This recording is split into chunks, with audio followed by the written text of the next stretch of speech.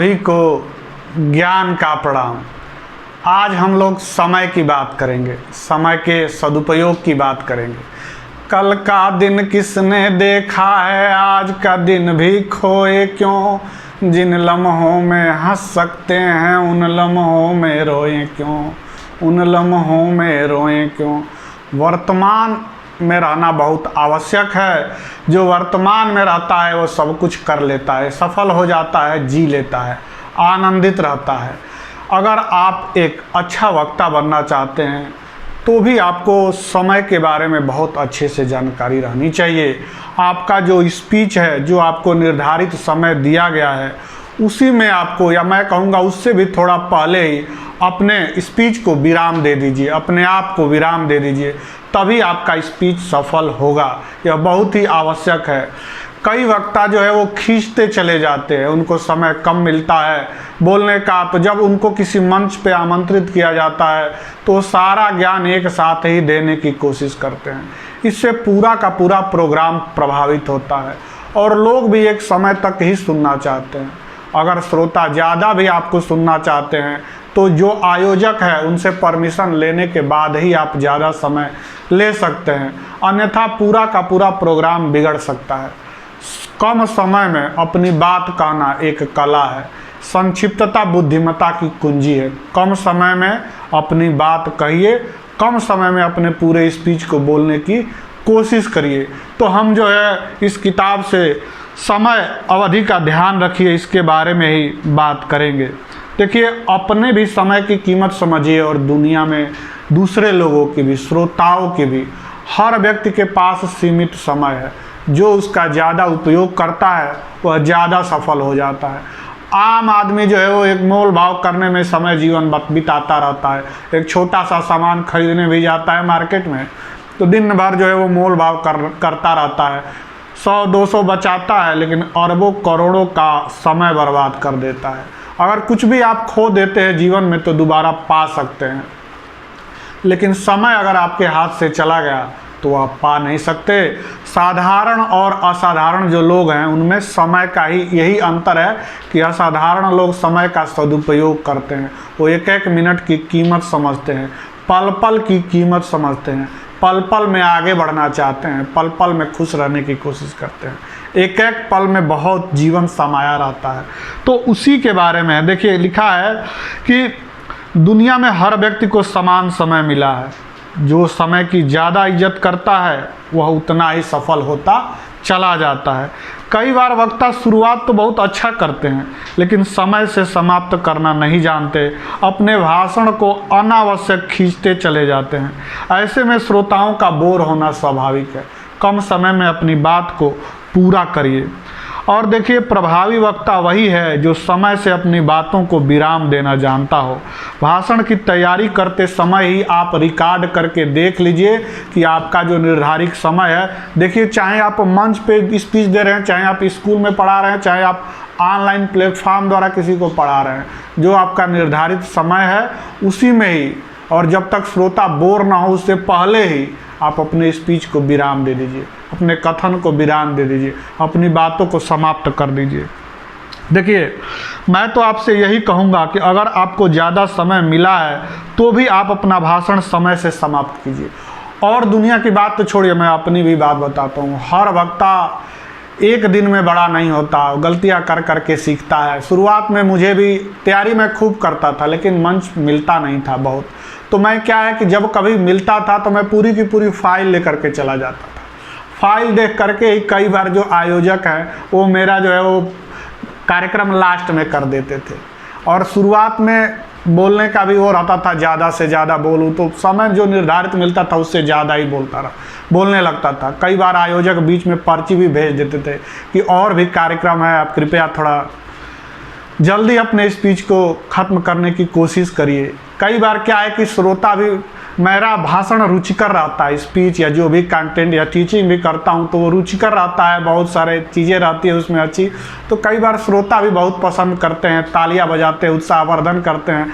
मैं भी फ्लो में चला जाता था। लेकिन निर्धारित समय का ख्याल करना बहुत ही ज़रूरी है। कम समय में अपनी बात पहुंचाना जरूरी है। अपनी ऊर्जा आगे के लिए बचा के रखिए। अब तो ऐसा होता है कि मैं चाहता नहीं भी हूँ तब भी बोलने के लिए आमंत्रित किया जाता है तो बोलना ही पड़ता है। इतने प्रोग्राम रहते हैं लेकिन हर जगह आदमी जा नहीं सकता। अपने समय की सीमा है और भी जो काम है ज़िंदगी के ज़रूरी वह करने आवश्यक है।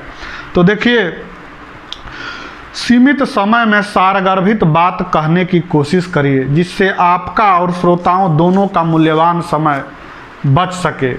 यह देखिए, कभी कभी ऐसा भी होता है कि श्रोता चाहता है कि अपना संपूर्ण जितनी तैयारी है वो एक ही समय में श्रोताओं को बता दे। अरे आपको जीवन में अनेक मौके मिलेंगे, सब्र करिए, सब कुछ जो है वो हो जाएगा। देखिए, रुचिकर भाषण भी बहुत देर तक कोई सुनना नहीं चाहता। अच्छी बातें भी कुछ समय बाद बोझिल लगने लगती है। अपनी प्रेमिका को भी आप ज़्यादा देर तक नहीं झेल सकते, ना ही आप अपने प्यारे बच्चों को ज़्यादा समय तक उठा के रख सकते हो।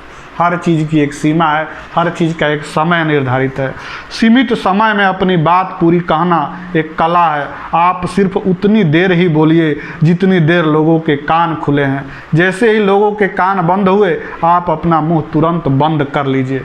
और कहा गया है कि अगर आप अपना कमाया हुआ धन बर्बाद करते हैं तो आप कुछ समय के लिए निर्धन होते हैं, पुनः मेहनत करके उसे पा सकते हैं। लेकिन अगर आपने समय बर्बाद कर दिया तो अपने जीवन का एक हिस्सा बर्बाद कर दिया। इस किताब से मैं आपको समय के सदुपयोग की बातें बता रहा था। अपने स्पीच को रिकॉर्ड करके देख लीजिए कि कितना समय मैं ले रहा हूँ और कितने बेहतर तरीके से मैं ऐसा कर सकता हूँ कि अनेक शब्दों के स्थान पर एक शब्द मैं बोलूँ। इसमें उस पर भी एक छोटा सा बात है कि देखिए कि संक्षिप्तता बुद्धिमत्ता की कुंजी है। मैं पहले ही बताया, अपने शब्दों द्वारा व्यक्त किए गए किसी एक भाव को एक शब्द द्वारा व्यक्त कर देना भी एक कला है। इससे वक्ता और श्रोता दोनों का समय बचता है। जिसके समान कोई दूसरा न हो, इसके लिए आप अद्वितीय कह सकते हैं। किए गए उपकार को मानने वाला कृतज्ञ है। अपने कर्तव्य का निश्चय न कर सकने वाले को किंग कर्तव्य विमूढ़ कहते हैं। और हृदय को प्रसन्न रखने वाला हृदय रंजक। मैं केवल कहने का यह मतलब है कि पूरे स्पीच से देखिए कि कम शब्दों में कैसे मैं सारगर्भित कह सकता हूँ। जब आप समय निर्धारित खुद का करेंगे स्पीच से पहले तो आप बेहतर तरीके से करने भी लगेंगे।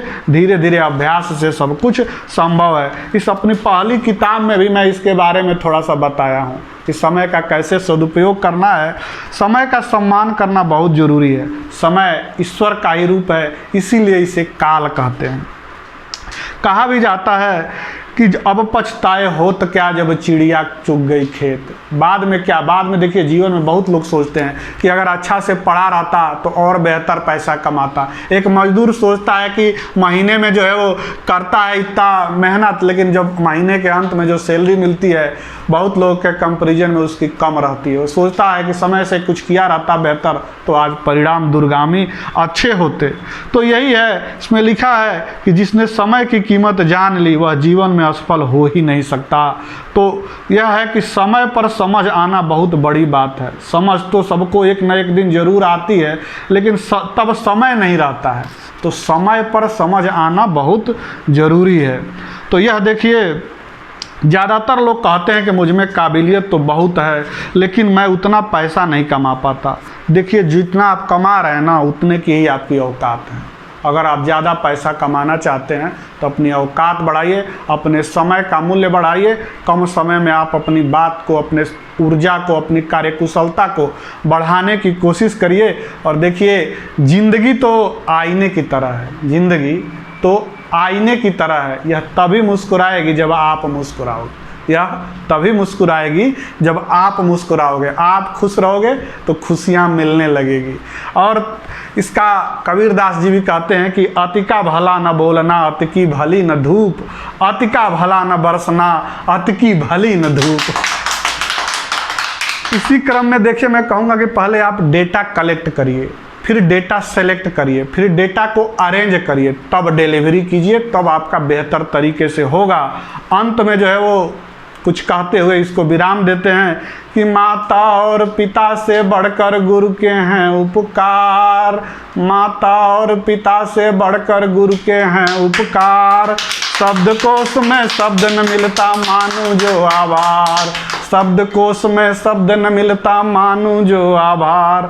और अंत करते हैं इस बेहतरीन शायरी से कि निगाहें नाज करती है फलक के आशियाने से, निगाहें नाज करती है फलक के आशियाने से, खुदा भी रूठ जाता है किसी का दिल दुखाने से, खुदा भी रूठ जाता है किसी का दिल दुखाने से। बहुत बहुत धन्यवाद, प्रणाम।